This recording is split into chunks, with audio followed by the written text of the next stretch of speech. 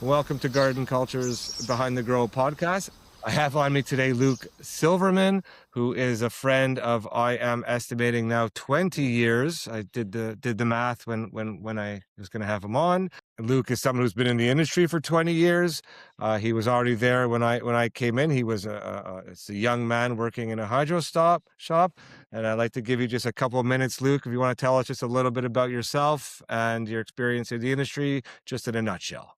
Sure. I mean, like you said, you're one of the first people I met when I kind of joined the industry side of this from, working at a grow operation. And suddenly I needed a job and I went to the grow shop I'd been shopping at for years. And, I was already an expert in the materials and what I was doing. So started working there. Immediately got into the industry side, went to my first trade show. You're one of the first people that came in and visited at the shop. Met you at my first trade show. We've been friends ever since.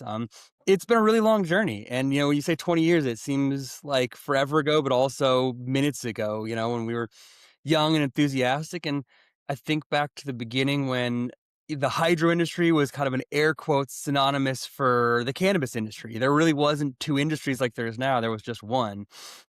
And the excitement of growing that was the Wild West. We were, really selling products, teaching people to do new things. Everyone was coming down from the hills. It was just a whole different world. And being a part of that journey from then through eventually working for, General Hydroponics and helping that company grow up to when it was sold and that transition to the entire industry, working for some of the bigger players and continuing to work in the industry for a long time. And it's been a really wild ride and a long journey and something that's been really informative to who I am. And, I transitioned from sales pretty early on into marketing to where I really find a passion is marketing and lifestyle marketing. And one of the things that's drawn me to this industry over the years is that it is a lifestyle, it's a culture, it's more than just that, and being able to tap into that from a marketing perspective has really been something that's been, unique to this industry and something that can transfer, but it's something that this industry still holds to this day. Something you remind me of when I get a little jaded about things, we talk, and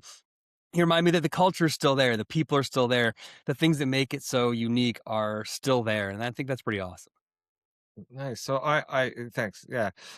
Two things. One is yes, we've stayed in touch for 20 years, and I've always leaned on you and gone to you as one of the top information. If I have a question or something I want to bang around or I don't know or who do I call, it has always been you as kind of a top three people I call to get information. So anyone who's listening and uh, uh, Luke is doing consulting now, but someone who's, understands the market, understands marketing, understands AI, because these days that's important. Is someone on a consulting level who I could not recommend high enough. And he's a nice guy. He's not going to bring any negative energy. He loves food and all these things, all the things that make somebody, he plays Dungeons and Dragons. He's an interesting guy. It's the knowledge you've had. So I didn't know, or I forgot, just I've forgotten a lot more than I know these days. But that you were a grower before you worked at the shop. Absolutely, that's where I got my start. Being as diplomatic as I can, in high school, I was involved in, let's say, the sales side of the industry, and very quickly was curious, okay, where does this come from? How does this all work? And, connected with someone who was a local grower and immediately got into giving them advice from the sales side. Something I've always done is kind of that connection of sales and growing and marketing was like, well, here's how you could do this better. And they very quickly took me on and I worked with them for years, trying to help improve grows, trying to learn things, trying to work with different strains, and that transition led really naturally into working at a grow shop. I think it was always the picks and shovel side that really interested me. I love the plants, I love interacting with the plants, but the technology got me. The hydroponics was something so intriguing early days. No one knew what that was. You grew plants one way, and then suddenly I learned they were growing plants on space stations. They were growing plants without, soil and just water. And I just had to know how that worked. So really getting into these creative and unique ways. I mean, I was obsessed with aeroponics. I've always been obsessed with every new innovation and type of way to grow plants because it's just fascinating. And that's kind of what really, I think, led my career the direction it did was, what was cool, what was new, what was interesting. Yeah, that's got to be why we get along so well. I mean, you basically just described me, except for I wasn't a dealer in high school. I was a consumer in high school, you know. But as soon as I got into this industry and I was a bit older, I'd always been super into gardening. But it was that I've grown in every system that exists. You know, Yep. I needed to try aeroponics. I had, we grew in the Coliseum. You remember that thing or the ecosystem? Absolutely. NFT or deep water systems, current culture. Anyway, a little bit of everything. Do you remember what you were growing back then? Do you remember the strains you were growing? Like what back way back then? I remember there was AK and I remember Shishka berry. Yeah. Those are some of the strains I remember from back then. And then I remember blueberry was always something everyone was trying to chase down. But it's changed so much. Like it's funny because I haven't my my perception of strains hasn't changed that much. I still think of those old school strains, and I'm still one area where I admit I just don't understand as much as the strains are so complex, so different now. And I still have this memory of back then when it was simple. There was a few options. We were just learning to cross things. I remember doing some crossing different strains myself and trying to figure out how to create new things. Mediocre success compared to the technology that's out there today, but it was a fun experience. Y- And do you think a lot of the great, because I call them great California breeders, because to me, yes, there's breeders everywhere, and there's great breeders everywhere. But to me, the best breeders I know, at least I've met, are from California and still live in California.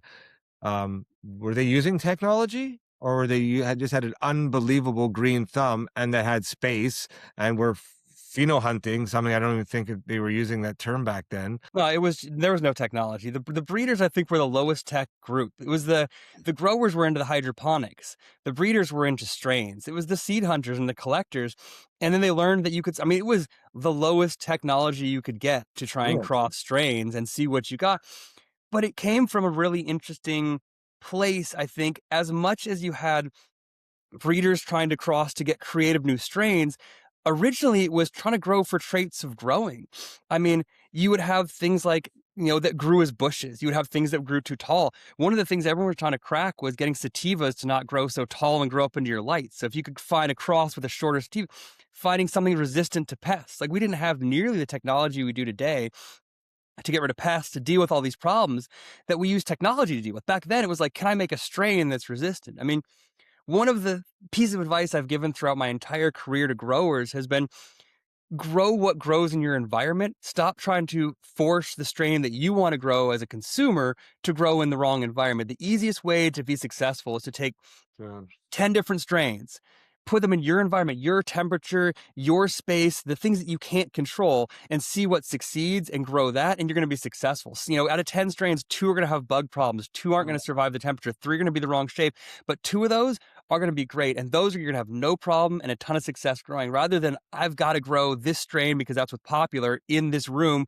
where it doesn't fit my environment. Then you're struggling the whole time to try and force that. Yeah, well, especially outdoors, and I just wish I could take my own advice, um, because that's been my problem in Quebec every year. You know what I mean? Every year I'm trying to grow these different things outside, and I don't know how they're going to react, and 9 times out of 10 they don't finish. And I realize I need a 7, 8 week. I need to get it out early, and if I'm smart, I have some sort of protection. Mm-hmm. Like, there's AC Moon makes that. I'm just blanking on the name of it. She's gonna kill me. But it's this smart. It's an umbrella greenhouse that that you have this quick little greenhouse for individual plants. That I will use this year I never learned my lesson. I always put too many plants in my indoor grow room, and I put the wrong plants outside.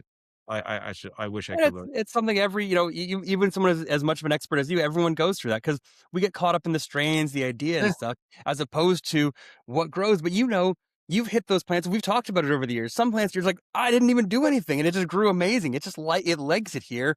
That's some of the most fun. But it's advice I've given for years, and it's never taken. No one ever can take that because you're on to the new next thing. What's exciting, and people Oh, love the and strains. You know. yeah, and when you have a seed collection that will guaranteed outlive you in terms of I'll never try all those strains. And I keep adding to it, and there's only so many I can do that I don't. So I'll pop seeds for outside, whereas inside I'll pop seeds to grow mothers, or mother one or two, whatever. Yeah. But outside, I'm like, okay, well, I'll try these ones. And Yeah. I'm all like, check with the breeder. Are you sure it's 8 weeks? You know, 'cause it's not gonna work. But yeah, anyway, that certainly has been an issue for me. So I'm gonna try something new here that we're a new segment that I'm gonna try to do in the podcast because I just like the idea. I've seen it on other shows and stuff, which is a series of questions to get to know Luke Silverman better. And some of them are about growing and some of them are not. Are you ready to answer these questions to allow everyone to know who you are? Absolutely, I'm ready. All right. Well, let's start with number one. Where are you from and where did you grow up? I am from the San Francisco Bay Area. I grew up in Marin County, California, and right now I'm not too far away in Sonoma County. I kind of started off in deep West Marin, kind of out in the woods, and lived in San Francisco, lived in Oregon, lived all over the Bay Area, and have ended up back in West Sonoma County, still back in the woods, kind of similar to where I grew up.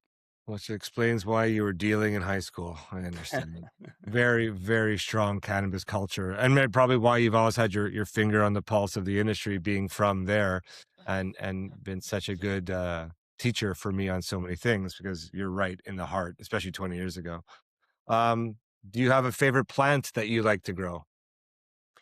Yeah, at this point, anything I can cook with, anything I can use in my own, cooking. I love to cook. So at this point, herbs, fresh herbs are something that's underrated, easy to grow in any kind of method. I mean, something I've always wanted to teach some of the growers out there that are cannabis growers is all those skills are transferable to growing, plants for your garden too, just to eat more of. Grow some tomatoes, grow some fresh herbs. So really a bunch of fresh herbs. Being able to go out in the garden and grab, fresh thyme for a recipe is something that's fantastic. Okay. Me too. It's one of the things that regardless of what's going on in my grow room, there's always herbs in my grow room also Yeah. because they grow often quite well underneath in the Eh, semi-direct Yeah. line. Now, I know we talked about this before historically, and I know it's hard for you to answer, but I want you to give it a bit of thought. I talked to you about it yesterday, so you could think. Well, what's your favorite food? What's your favorite dish? If it's the last meal, and you have to say this is your last meal, what do you want? What are you going to take on your last meal? And I like food too much. I like variety too much. So it's really hard. Um, I'll give you something current. And it's kind of, I've been obsessed with this new show called Culinary Class Wars, which is a Korean cooking show. So right now I'm obsessed with Korean food, all these different things. There's this new grocery store that I went out of my way that opened up in the East Bay. And I drove, way out of the way to go visit it and find something. I made my first ever bulgogi. That was delicious. But pressed for a favorite food, I'd probably say, I don't know, potatoes, avocado, something simple like that. I can attest that you are quite the foodie, and I still remember being at your house years ago, and something your I don't know if she's your not your wife. You guys aren't married, but we'll say your My wife, wife, your but not girlfriend. then maybe. Yeah, okay. Who's a lovely person and also passionate about food. That you had a soup cook off. So Yeah. they each make a soup, and then it's like, who made the better soup? I mean, it's hilarious. Who does that? Anyway, and then you have dietary restrictions. I know you don't eat dairy, or I think Simone might be gluten intolerant. Is Yeah, she also? gluten free, yeah. Well, it ends up being that it's amazing what people can find in the food world when you limit yourself, and you have to really start to get a little more creative, especially if you so, all right, so that's your food. What's your philosophy on data versus intuition and cultivation? That's always an interesting one. I'm a nerd with that stuff. I like data, but the core and the best growers I've ever found are always intuition based. One of my favorite phrases in growing that stuck with me for years is the best fertilizer is the farmer's footsteps. You know, you can use data, and I've had the opportunity to work with some of the most high tech grows in sealed conviron chambers with everything dialed in using the most advanced technology to grow. But to this day, the grows I'm most impressed with is someone who has an intuition, who has a green thumb, who feels it, who understands the soil and gets in touch with it. So if I have to choose one, it's intuition. I think that's where it goes, even though I think data is really exciting and there's a future of what we can do with that. And we're learning so much and that has such an impact. This is the things grown from the earth and this is plants and the people that are in touch with that. But there's a lot of people who don't have that intuition and they can usually bridge that gap with data if they're careful. But I've seen more people screw up a grow with bad data than with bad intuition. We have one of our writers, Dustin McLean, who just did an article recently about the overuse of reliance on data, and how nothing replaces a green thumb. And in fact, he used the same saying in the. I Yeah. remember when I was reading it before we published it, and I thought, oh, that's a good saying. Like someone in the back of my mind, I feel like I've heard it before, but it wasn't like stuck in my memory like it is now. And yeah, I've always had a green thumb. Like I've always liked gardening, and I believe nothing replaces a green thumb. The greatest growers were growers without data, Yeah. but they can use sensors for drybacks, especially if they say they want a 30% to a 60%, whatever they want in drybacks. Well, no green thumb is going to tell you when it's 30%. You know what I mean? So Yeah. there are some to get, but anyway, I agree with you 100%. What would you say is the biggest mistake growers make? Not learning how to cure.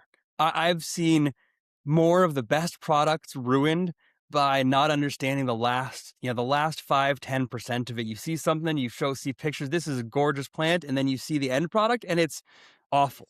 And that I don't know how. And it goes back to data a lot of times. People are looking under a loop. They're using the timing to decide how to do this, as opposed to that intuition around curing being so important to getting something right. And I think the biggest mistake is not understanding and not curing properly. Like, growing a plant, you can luck into growing a great plant, but you have to know what you're doing to cure something properly and you have to get that right. And that last 10% turns something from a good grow to a great grow. Yeah, I mean, I couldn't agree more. And I think that the bigger facilities invest into drying and curing rooms, so they have the money investment. They have a room and they dial it in. As a home grower who lives in Quebec, where it's either too humid or too dry. When it's too dry, it's really dry. When it's -20 Hmm. outside for weeks and weeks and weeks, and your humidity level, so you're using humidifiers and dehumidifiers, and it's a bit of a nightmare. It's been my Achilles heel for years, although I've Yeah. still done a half decent job sometimes. Other times I've crisped it out, and it's still got some humidity in the middle and the outside, like it's It, ruined, it's hard. It's not easy. It's one of the hardest parts to, Well, like you said, it's one of the hardest parts yeah, to figure out and get right and requires some like of the most technology. there's a promotional opportunity here. So, this Canatrol. This is just coincidence, but these guys at Canatrol advertised with me, and I got one of their machines, and I recently got a second one of their machines. Um, I always equate it to putting in golf. You can drive amazing, you can chip amazing. If you suck at putting, you're never going to be a great golfer. Yeah. Well, this machine has allowed me to one putt every putt ever since, because I cut my plants. I trimmed them back, put them in, I close the door, I hit the button, and 8 days later, it is perfect. And this can be replicated in giant rooms with their technology, or someone else who understands the whole idea of vapor pressure and dew point, and how to dry, long and slow, and the right temperatures and the right humidities, and I'll say anyone can do it perfectly, but that's if you have the room and the equipment. The problem Yeah. at home is if you don't have the room and the equipment. So it's been again, over 25 years, it's been bugs have been a problem. Being Yeah. an idiot and forgetting stuff has been a problem. Floods have been a problem. Leaving a hose on has been a problem. I mean, I've had more than one problem, but drying and curing for sure has been my biggest. And one last thing on that, I think one thing a lot of people run into is that if it's easy for some people, if you live in the right environment, Yeah, people tell you, I just cut my plants, I hang them up and they're cured, right? If you have the right temperature, right environment, you don't have to do anything. But you got to be careful and, the advice and who you're getting the advice from, because someone who's like, "Psh, just do it this way," that's their environment. You have to know yeah, your environment. If you have a harsh environment, you have to have more control. And I think a lot of people don't learn to take the advice and learn their specific environment and what they're going to have to do to get it right. yeah. Just to keep going on the subject, a couple of years ago, I was in South Africa. I was visiting some facilities, and a really amazing experience.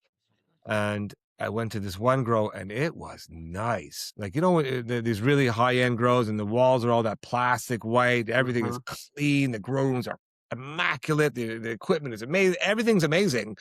And the plants are beautiful. 9 out of 10 across the board, you know, almost, I don't say perfect, 9 out of 10. And then it's all hung up in a warehouse. I don't say hung Yeah, up. Thousands of plants. It was yeah. massive, you know, no one goes in and says, "Oh, that's nice." You go in there, it's like, "Holy shit."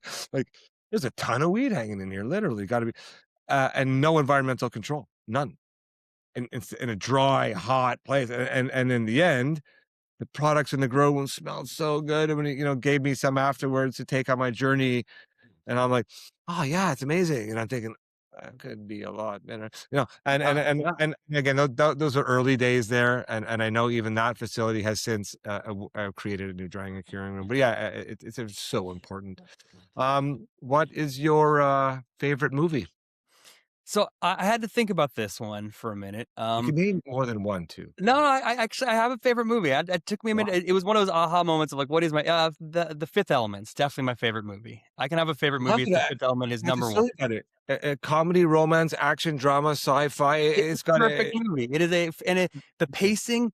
I miss the pacing of older movies. I feel like new movies now either try and fit too much, too little. They don't quite get it right, but it's a perfectly paced movie. It has a beginning, a middle, and an end. It has got everything. It's got humor. It's got character. It's just a perfect movie. I love everything about it. I would put it up there with Raiders of the Lost Ark, which also is the same style except for no oh, no, there's sci-fi, right? The end of that Yeah, movie, it's full-blown absolutely. sci-fi, what am I saying? And, you know, I mean, I'm a Star Wars and Lord of the Rings sort of guy, I don't know, but, yes, Fifth Element, you know, I own the DVD, I own it on Apple, it's in my library, Yeah. one of the best, I agree 100% with that with that movie. Um Again, this is just your opinion. If you were gonna set up a grow, what would be your favorite substrate and irrigation strategy? And this one actually I do have a favorite. I like ProMix HP. I think that's an ideal substrate. It's worked so well. I think to giving anyone advice who uses it, you got to keep it fluffy. You got to add moisture to it ahead of time and then break it up so it's as loose as possible. I really like a looser soil where you're not messing with it at all with the right kind of air water retention. And I like pressure compensating emitters. I like to know how much water I'm adding. I like to have that Yeah, measurable.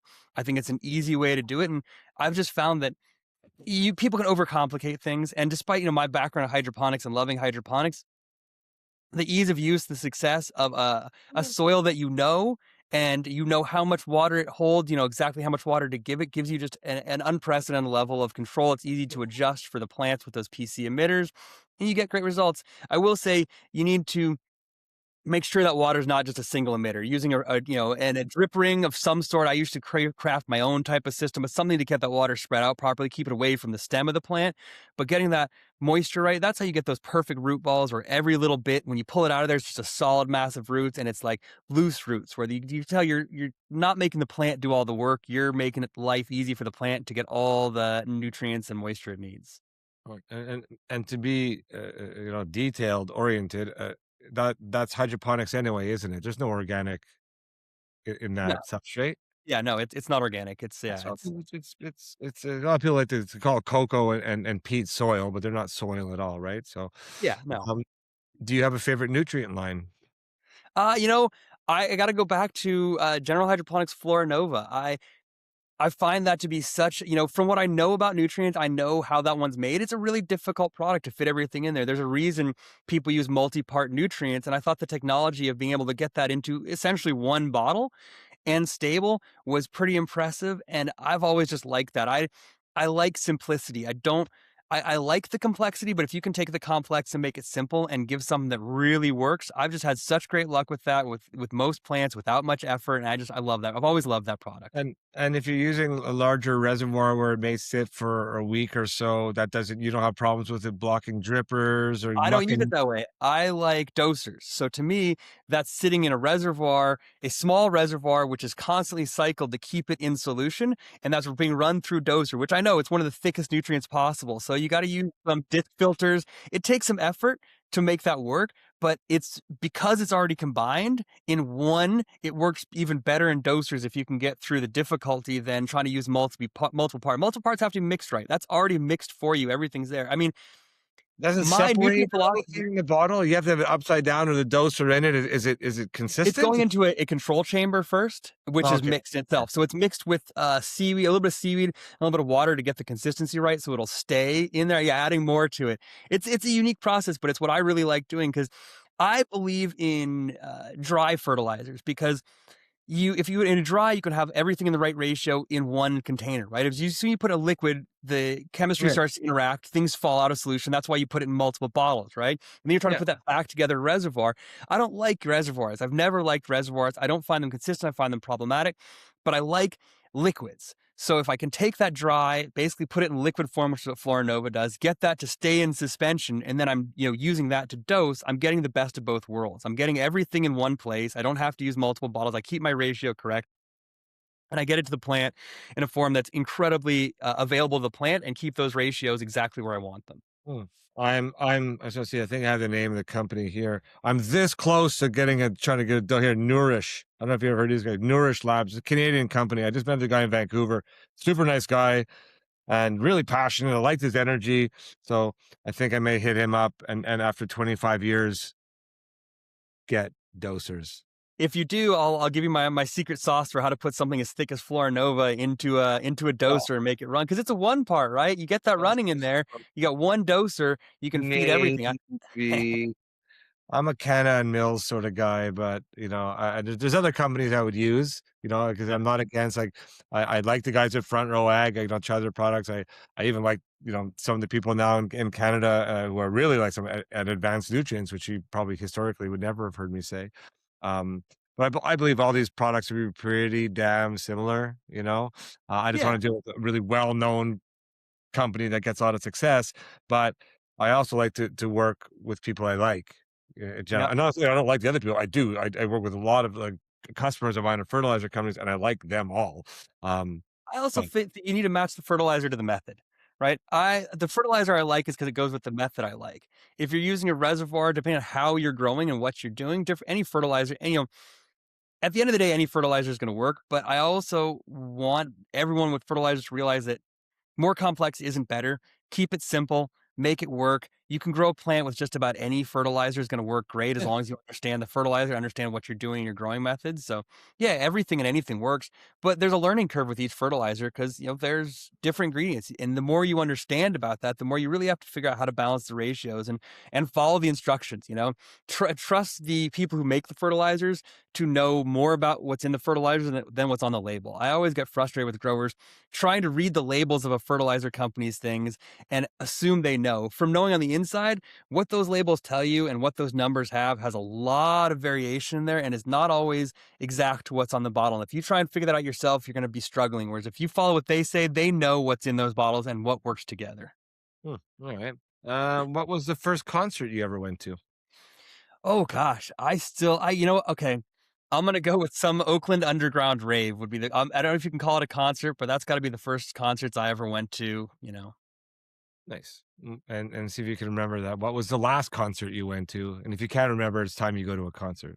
Right, it's definitely time I go to a concert. I'm not sure the last actually, I went to Cali Roots Festival down in Monterey not that long ago. I used to go to that festival every year. I used to go to the Monterey Blues Fest when they were running that one. So I love those facilities, and I definitely have a fond memory not that long ago of watching Stick Figure play at Cali Roots and having a great time. Nice. Stick figure. I think I got a stick figure skateboard from you or some Yeah, stick yeah, yeah. figures. Uh, do you have a favorite strain of cannabis? Yeah, Jack Herrera. Always been one of my favorite strains since the beginning. I've liked that. It's one of the most identifiable, you can pick it out, the flavor, the smell, the effect. Well, It's just been my favorite. we discussed this before. I didn't bring this up with you last time, but so when I started dating Celia 30 years ago, and her mother and her parents were kind of old hippies and they smoked, and she had a couple pot plants growing in the garden, and it still became famous because it was 8 feet tall and was probably 2.5 or 3 pounds. I didn't even know that a plant could grow that. She had this compost pile that was like 20 years old compost pile that had never been touched, and she finally just put one plant. It was from a tin, an old tobacco tin that she had seeds from 10 years ago, still had hundreds and hundreds and hundreds of seeds in there, and it was Jack Herrera. Wow. And you say you like Jack Herrera. It imprinted on my brain for the rest of time, that smell. And it Yeah. was a 10, when I say 9 on 10 earlier, it was a 10 on 10, Jack Herrera. You will never have a stinkier, stickier, It, bigger. Top Cola was bigger than my head. It was an absolute yeah. the most perfect plant to this date I've ever seen was grown by my mother-in-law. It was Jack Herrera. And like you said, once you've experienced that, the true plant, that true strain, it's so recognizable. You'll never forget it. You know it, you recognize it, and it's that's one of the things that I find so great about it. As things have gotten so convoluted with so many different strains and things, and I can't identify what's what, I can still always pull that out immediately. Like I know what Yeah. this is. Yeah. Original OG Kush, Durban Poison, like some of those smells. Oh, so nice. Um, how's the industry changed, or how do you think the industry's changed in the past 5 years? I don't want to go back 10 or 20, but really, that end of Yeah. COVID and up to today. You know, it's that's a complex question because it depends on Yeah. your perspective and where you are, and in those last 5 years, I've been more on the picks and shovels sides of things. And we watched the inevitable like boom because of COVID and when everything blew up and everyone was like, this is great, everything's going good. And you and I talked about it. Right then, right. I'd taken a new position in the industry and you and I had a conversation and both agreed this is going down. Like this is coming back down right now. And we were both spot on about that because you could see the boom and you could see the crash coming.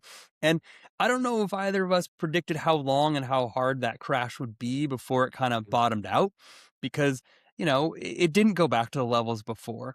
But that's been one of the big changes is that the growing methods have changed, the opportunities changed, the economics have changed, everything about it has changed, and it still hasn't found where it's going to be. I think we both predicted a lot more of a return to the smaller home growers, but Yeah.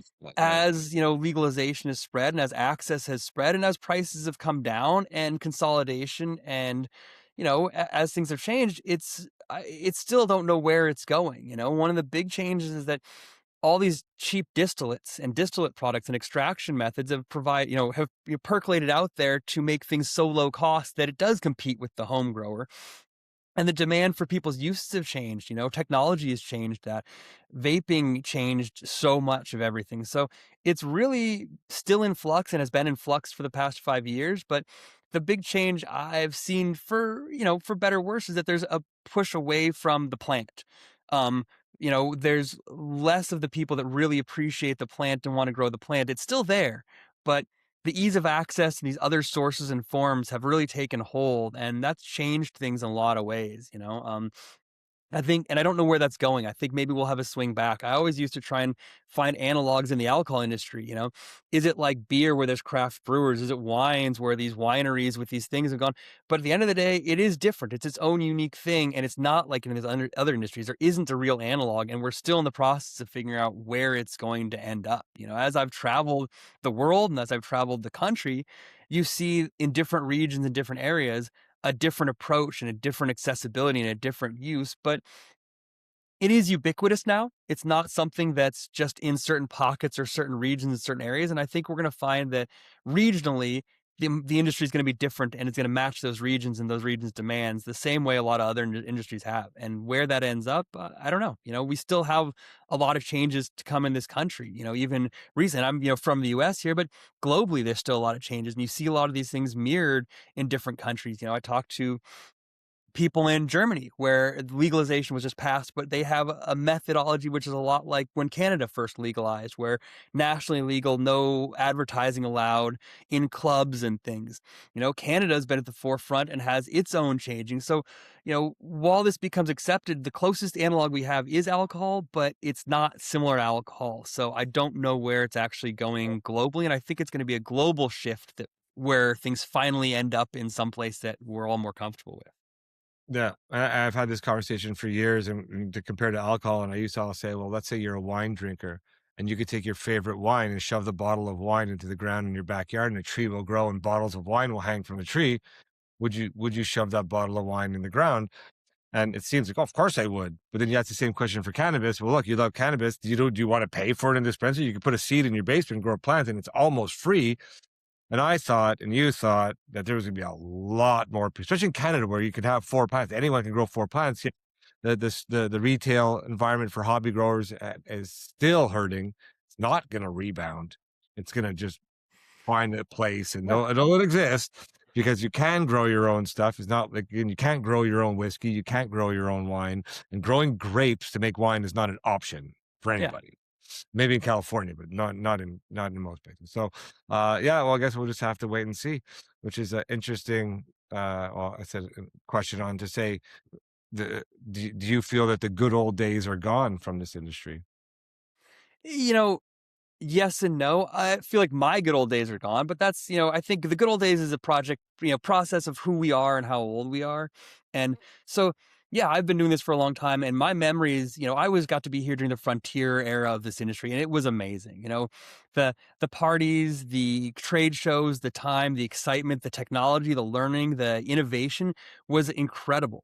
And those areas are gone for me, but I still see younger people feeling the same way and looking at new innovation, finding their ways. I'm less interested in all this innovation in vape technology, but I see it. I go to MJ Biz and I see innovation and interest there and things changing and people pushing it forward and people finding ways to, push back on these, more just pure distillate based things to find ways to get things that are more full spectrum, which I think is cool. I see innovation for the people that want to make that innovation. And I see the new good old days for the people that are joining the industry now, because it's still changing rapidly. It still hasn't settled. There's a long way to go.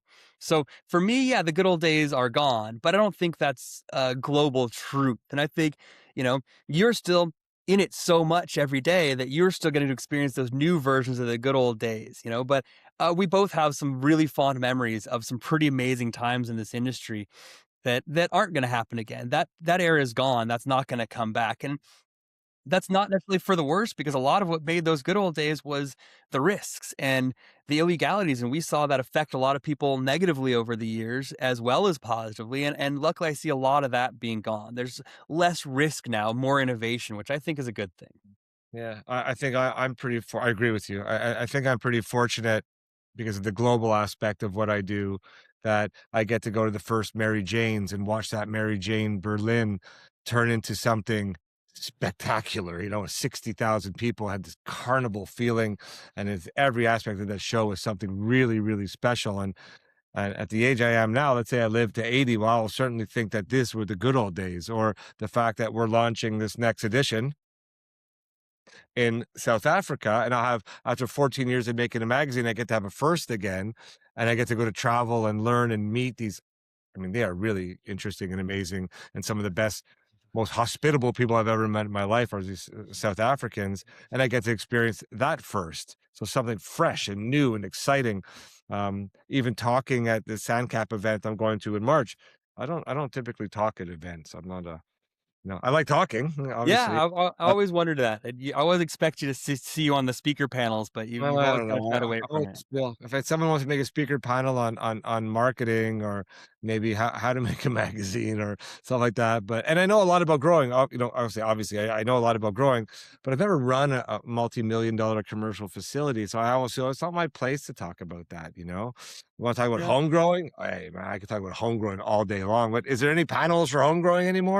So, uh, whatever it is. It is what it Yeah, is. well, and one thing I want to add to that why I think there's still these great opportunities is because, and one of the things I think I recognized early in my career for marketing, and one of the things that really helped me do some unique, fun things, kind of create something, is that there's a culture to this. We talk about the technology and the industry and the business, but it's tied to a culture. Cannabis at its core is a culture and is a cultural movement, and tying into that culture is what makes it so unique. And while the culture here in the US and in Canada and in North America has changed, the culture in these new regions, it's back to that culture. When you go to experience that Mary Jane and those different events, these different places, you're experiencing the culture around it. Back when, the hydro industry was synonymous with the cannabis industry, it was all about that culture. It was the way you could say, you couldn't go out and say, I work in the cannabis industry, you worked in the hydroponic industry. And that's what, but these other countries still have that, right? And you see that cultural change and that cultural sort of revolution around this. And that lifestyle is what's so intriguing and always has been. And while it's moved and changed in some areas, when you can find those areas with that excitement and that people and that, people using the plant for healing, and you see that this plant has always drawn a culture around it. And when you can see that culture coming out and expressing itself, it's really interesting. Those are those good old days, like that time when that culture gets finally to come through and share everything with each other.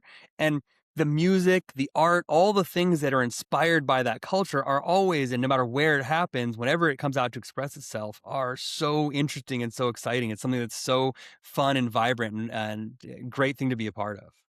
Yeah, I agree, and I feel like the word blessed, or however you want to put it, to have been a part of it, like you said, through the last 23 years, to be part of the black market, to be part of that cachet of not being able to talk. Still remember going my first trip. It's probably the trip I met you on in California from Quebec, kind of thinking, oh, I'm in California now, and just saying the word weed to a store. The guy's head whips back, he goes, I'm gonna have to ask you to leave my store. And I'm like, "What? What do you why?" Because no, I can't talk. And then he would say, "If you wanna be smart tomorrow and come back tomorrow." Yeah. And I'd be like, and I realized that what happened twice in the same day, that I'm like, "Oh, shit, like, I can't say weed in this store. I can't talk about it at all." And it was really interesting. So last question, and then we'll get on to other questions anyway. But, what do you think happens to us when we die? I think, and it excites me that there's millions of possibilities. I don't know, and I really like not knowing. I don't think, I think there's trillions, the possibilities are endless, and I find that really intriguing and really exciting. Yeah, I think we're worm food, but that's all fine. That's what I think. That's a possibility. I don't discount any of the possibilities. I'll give you a personal reference. There's a book by a neuroscientist, David Eagleman, called Some, which is Tales of the Afterlives, which has got a bunch of little individual stories of potential afterlives. And I always found that so exciting and interesting. Like, hey, any of these things could be possible. All these things are possible. Like, and that's more fascinating to me than trying to think that I know, or try and pick one and be like, oh, it's this or it's that. It's like anything could be possible. Who knows? We don't have an idea, and that's cool. I'm excited if I'm fertilizer, I think that's Absolutely. after this career that I get to be fertilizer, that could be pretty Right, well, so cool. live your life by eating well so that you can be the best fertilizer at the end. There you go. So I wanna get a little bit, because we didn't talk a lot about the time at GH, and I do think, for anyone who really wants to stop and think about it, that you ran the largest marketing department that this industry's ever seen in terms of budget and scope. I know we see a little bit like what Athena has done over the past couple years, and what their marketing machine through Instagram and their influencers have been is nothing short of miraculous. What Canna does around the world, if anybody understands Canna's marketing machine, and also what Mills has done, have also been really aggressive and done some amazing marketing.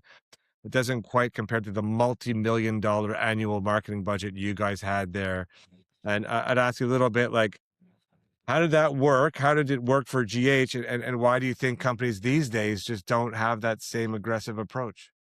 It worked because we had a leadership team that understood that we were a lifestyle, that we were a brand that was bigger than just the products, that we were not just being a part of the culture, but driving the culture forward. And it's rare that you find a leadership team that's not only willing to understand that, but to put a budget behind it, put a multi-million dollar budget behind that type of thing, to know that you aren't always going to get a return, but you're going to get a return on cultural cachet. You're going to get a return from the industry, from the people, because you're supporting not only them, but the things that they like. We, we're able to support music festivals at a time when music festivals were huge and were happening all over the place, and put huge budget to be behind a music festival just to be there. We're not trying to sell a product. We're there setting up a booth full of plants and showing off the fertilizers, but we're there to show that we're part of that culture. We know what music our customers like to listen to, and we support that too. We're giving directly to the bands. We had a huge budget to support independent music artists at that period of time without asking anything back from them. We weren't demanding that they wear our gear. We were just supporting them because they supported the lifestyle and the culture that we supported. And finding a company that's willing to put, their money behind that is incredibly rare, but it's incredibly powerful. And that's why a brand like GH still has strength today, because, when we identified areas, we identified a huge use in the Asian community of our products. We were able to support that and find ways to support those cultures. To support things bigger than just your brand was really exciting, and to support them, in financially, as far as sampling. One of the biggest parts of that marketing budget was samples, giving away product, and understanding that you want people to try your product. You need to get their trust. You can't just tell them you're the best, you show them. And you spend less time trying to convince people your product is the best and more time going, I support what you support. I like what you like. I'm part of this culture, and here's some products to try. I remember, in the early days, getting a truck and putting, 2 pallets of a new product in the back of that truck and driving up and down the coast, dropping it off for free at every store, gave it to everybody. If we were giving samples at a trade show and someone came back, one time with a mustache, another time without, to try and, get more free samples, we didn't balk at that. We go, here you go. You're excited to try our product. Let's give it to you.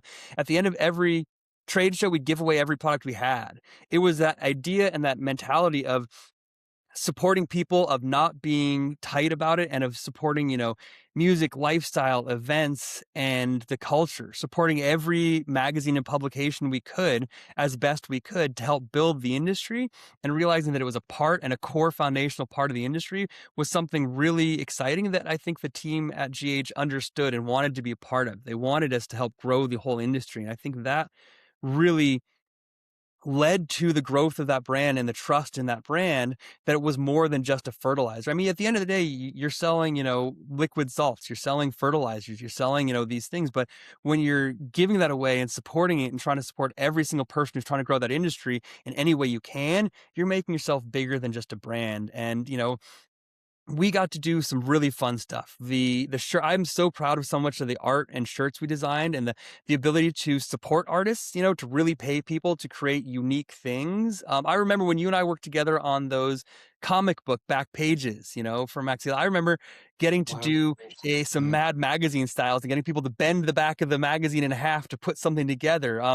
We had so much fun doing that stuff because there was an understanding that it wasn't just about convincing someone, oh, this is the reason you should use this fertilizer. It was about convincing people that this brand is part of this culture. And that was amazing and effective, something I really truly believed in, and luckily had people supporting me to let me, run wild with that and build something fun. And then, fast forward X amount of years, and then of course GH got bought by Hawthorne. You stayed on for a short period of time, and I'm gonna. I said I have no hate on for Hawthorne at all, but let's face it, they spent 1.5 whatever $billion. They buried Sunlight Supply immediately under a Hawthorne brand, so all they bought was some of their sales reps and some of their own products, and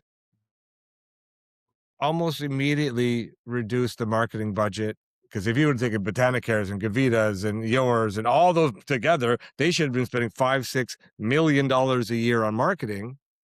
And of course, not long after a lot of the markets started to go down, they had the blip in the COVID time, but they weren't as aggressive in marketing at all. You were there during that. So how did you deal or work with a new company that had a very different philosophy? And then how do you think that impacted them? And then was part of their do you think that was part of their ultimate demise, or maybe it was just market forces? You know, I'm gonna try and be as diplomatic as possible around this, but there's just two key things for me there.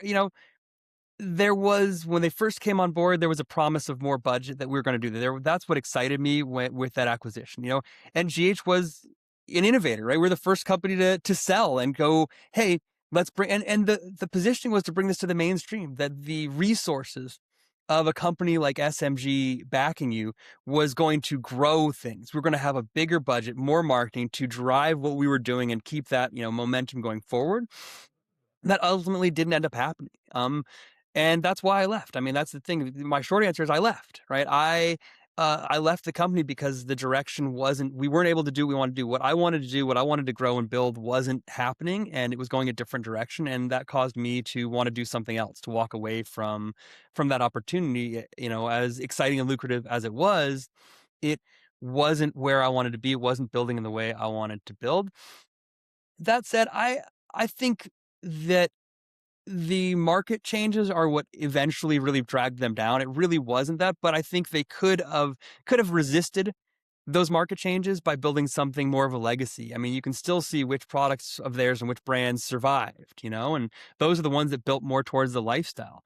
Um, and I think had they invested in that way, and I definitely at the time tried to push in that direction, could have built something more that would have been more resilient. But I think it really was market forces. You're trying to build something bigger and grow into a space that was resistant to it on a cultural level and then wasn't really ready. That was the vision, was that this was going to be bigger. And it's the same vision we talked about earlier, like that there'd be more home growers, that this industry and space would change, and that there was a room for a company that big to do something like they were trying to do. And ultimately there wasn't. Ultimately the changes in the market are what affected them. There wasn't room for a company of that scale, not just because of competition, but just what their vision was didn't really exist or fit in the space. And yeah, I wonder what could have been different, had there been an opportunity, but I don't know that it would have necessarily changed the overall trajectory, particularly once the acquisition started flowing and the changes in the vision, of what they were trying to do. I always thought it was going to be a little bit slower of a process, slower of a build, but it wasn't. Yeah. I always thought burying the Sunlight Supply name was the biggest mistake they ever made. Why change that? But that's a whole other story Yeah. for Yeah. I another mean, day. and like you said, it's another story. I'm not sure. One of my things that early on was I wasn't sure that acquisition was the path to go. I thought once you had collected some of the best nutrient companies in the world, and compete the two top nutrient companies putting under one roof, that was something I was involved with trying to combine and figure out how to make them work. And as I thought it was possible, we could make that work. Collecting some of those big brands, I think made sense to become the house of brands. But when you added the house of brands to distribution and vertical integration, that's the vision that I think became ultimately too big for what the industry could handle, and the necessity of where that growth trajectory needed to be to sustain that was, I think, what the market didn't really end up mm, supporting. Yeah. Yeah, I couldn't agree more. So something else on I say a bit of a different note, and it was another place where we geeked out for years because I really got into it. I think here, if you just look on the back, or is it my mushrooms edition, or I have it right here. Still one of my favorite edition covers ever. Uh, Love it. Made by Jacob Rolfe from Nova Scotia, Canada. Love this guy. Only cover we ever done with a different artist was mushrooms. So you had when after you left Hawthorne, I think you had a stint where you did some consulting, and then you were offered a job at Left Coast, and you worked with Left Coast for a couple of years. They were the makers of the Geopod. They're Santa Rosa based, or in that area, Santa Rosa, Yeah, Santa Rosa. center of the based. Yeah, Santa Rosa-based company that had a couple interesting products. Terpinator was their product, yeah. and something that they Interestingly, sold to Hawthorne shortly after I sold started to working there. Hawthorne, but again, put some money to keep the ship going, and um, ultimately, after the market started to take a dip, there seemed to be this global interest in mushrooms. I know it has a lot to do with Paul Stamets did that movie, and then Hmm. all of a sudden was talking about mushrooms, and you decided at that time that hey, maybe we should get involved in mushrooms. So we don't have tons of time left, but I want to talk a little bit about that little mushroom journey you went on. We talk about a mushroom trip. Usually, it means something else. In your case, Yeah. it was a business part of the business. Yeah, well, at that time when things were starting to be on a downturn, I took a trip to, MJ Biz and went looking around for what was new and what was exciting. And, there were opportunities, there was innovation in the grow space, but there was two or three mushroom companies and they were really full of energy. They were excited, they were doing something new. And I saw an opportunity there. I also saw that my customers at the retail level and the hydroponics level were struggling. They needed a new category, they needed something else, they needed to breathe some life, they need something to talk about, right? Talking about the same things to the same people, and when the same people all the one they want to talk about is price, can you make this cheaper? You need something new to talk about, something to show them something new and exciting. So we got into mushrooms and mushroom cultivation. Similar thing, right? You're growing something at home. Um, Ultimately, I think the original vision was to push mushroom stuff through the hydroponic retailers, but mushrooms aren't, people don't consume mushrooms at the same level. And while it started with the, specialty kinds of mushrooms that, a lot of people can guess about, that was a fun first path in, a fun first forays to get that equipment, to teach grow stores how to grow mushrooms, get them equipment, get them samples, get them growing, and get their customers growing. That ended up really being a limited capacity. And so really quickly we were able to see that, hey, this mushroom thing is interesting, but it's not what we originally thought. And what it became is that mushrooms are really misunderstood.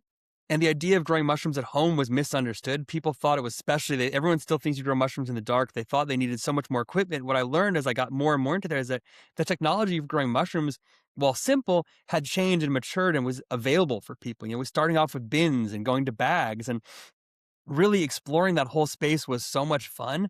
Learning something new, learning about mycology. We built a lab so we could do experimentation in house and try growing our own mushrooms, try different things. And what we settled on was that it wasn't, the special active mushrooms, it was the gourmet mushrooms that people were excited about. And that anyone who started growing active mushrooms found themselves with an investment in equipment. And once you taught them they could use that to grow mushrooms for their health, and coupled with the understanding globally of the benefits of mushrooms for health benefits and things, and the science behind mushrooms, which is massive. The amount of, proven scientific studies of different types of mushrooms and the different things they can help is really interesting. There's so much there that people can have access to growing, true medicines and foods. And I got really excited about that. And so we pivoted, at Left Coast and built Redwood Mushroom Supply, built an entire business that, sold equipment to farmers, sold wholesale things to retailers, and eventually sold direct to consumer things from, ready to fruit kits to grow your own mushrooms, to all the different tools you'd need to build your own lab, to grow your own mushrooms, to foraging and doing your own mycology experiments. And it was just such an exciting world. I'm still excited about it. It's still something that's so fascinating and has so much potential and is still growing. And, to our comments earlier about the good old days, the mushroom community is going through that good old days right now. They have their insiders, they have their, explorers and experimenters, they have their advocates out there, they have existing infrastructure, and people are still learning about home cultivation for mushrooms, which is easier than growing a lot of plants. You can get a kit and put it on your counter and grow some mushrooms and harvest something that you can then cook that evening. It's really a cool space, and being able to build a business in that space was a ton of fun. It was a lot of excitement. It is something that I still think there's more opportunity to grow into and to see, and for the whole industry. And I think for people that like to grow plants on the nerdy level of hydroponics, that getting into mushroom cultivation is a natural thing. It's a new cool technique and something you can do. And you and I have talked about it, and you've gotten into it and experimented and tried it yourself. It's just a blast, and it's very rewarding. They grow so fast. Yeah, I went down the mushroom rabbit hole head first, no questions asked. I was super interested. We even hired I live in the forest here in Quebec on a river, and we've a quite amazing, environment for mushrooms, as long as it rains in the summer, unlike last year, and I hired a professional to come and do a walkthrough. It happened to be a nice wet month in whatever, August, and that was hooked. I was hooked. So I've been foraging for 7, 8 years here religiously in the summer. We have shagas, we have reishi, we have, turkey tail everywhere. I have a lifetime supply of from the 3 best medicinal and yeah, I was so sold.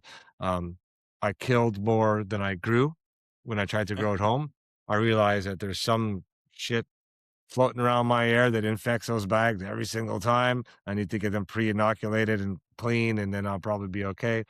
But I also realize that the market is very specialized, um, and it's seemingly hard to get in, until the last edition, until the last mushroom I did just a couple months ago, where a friend of mine here in Quebec who was selling those containers to grow basically weed in, um, somehow got the idea that he'll start his own, try it with mushrooms, and he has 180'd his life. He used to make the cube cap, and his name's Steve Gallo, and he used Mhm, to make cube caps. Remember cube caps that go inside of mhm. your rock wall? He had a patent for that, and he's been doing cube caps for forever. And now all he does is grow mushrooms in containers or, they have their own, a lion's mane that they season and package, and it's the lion's mane steaks, throw it on the Yeah. barbecue. Although I find lion's mane is kind of mushroomy for me, and I don't even like mushrooms. And I will spend, God, hundreds of hours, in the fall, like, way more time than I should, wandering the forest, or basically chanterelles and hedgehogs, of which those are the two that, 90% of what I harvest. I'll get some other stuff sometimes if I see a king bullet, but I am a true believer that I will make a risotto that will make anybody say, "Oh, I like mushrooms."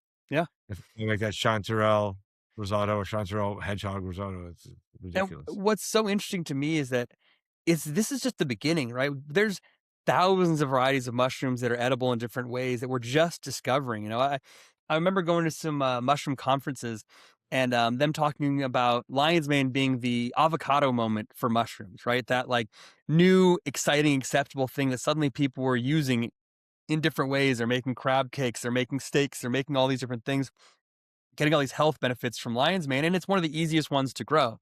So I like that there's still a frontier with mushrooms. And the more people we get, like your friend, starting to dive into this, the more creativity we're going to get, And to a lot of the growers out there that are watching this, the technology is pretty similar. If you know how to do a controlled grow room, a controlled chamber, just like you said, it's easy to pivot. You just have to control an environment. It's not that complex, and it's a lot easier in a lot of ways.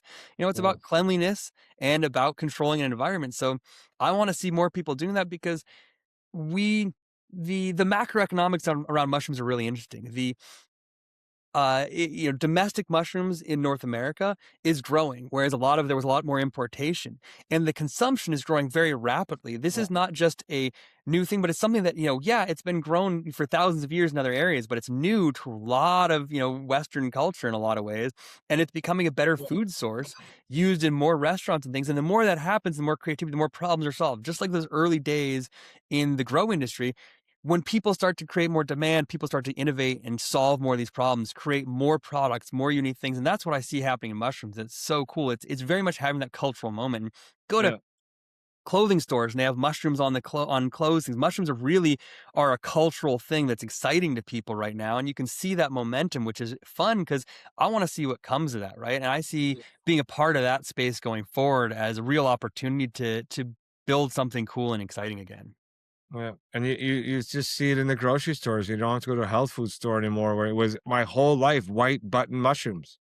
I've only known one mushroom, Yeah. and now even if I go to the local, I mean, it's IGA, but the local place that I shop, there are always blue or pink oysters. Yeah. All, and never mind, there's all sorts of different. I get a Lufa Farms in Quebec. Again, look it up, LUFA, Lufa Farms. Super, super interesting urban gardening, urban farming outfit, and they ship to me. And now on their menu, was it food you can order? There's like 5 types of mushrooms, and they have boxes with 3 types in one box. So anyway, it's really changing. I think there is actually opportunity in there in terms of cultivating. It's easier to sell than weed, and it's something that every restaurant, every home, it's everywhere. It Yeah. is consumed in abundance. So that's about all the time we have, Luke, here. So anyone who's listened to the end, or if this is a clip in the beginning and is looking for a super knowledgeable consultant to help them with their business, help them with their marketing, or needs a big fat experienced brain to Yeah. ask questions on, leoluxconsulting.com. It'll be linked somewhere in here. And Luke, I just want to thank you so much for being my guest today and my friend for the last 20 years. Absolutely. Thanks for having me on. This has been a blast. Well, it just feels like another weekday where we're on a phone call about things. For half my guests, when I say, "Oh, I want to have you on the podcast," and it's about an hour, I said, "Yeah, yeah, I mean, we have done this call 100 times. Yeah. So, it wouldn't be different, except for when I don't sit and have conversations and just ask you question after question. But, I don't know if I've ever asked you what happens when you die, but you know. So anyway, thank you again so much. And thank you anyone who listened to the end and who's tuning in. Have a great day.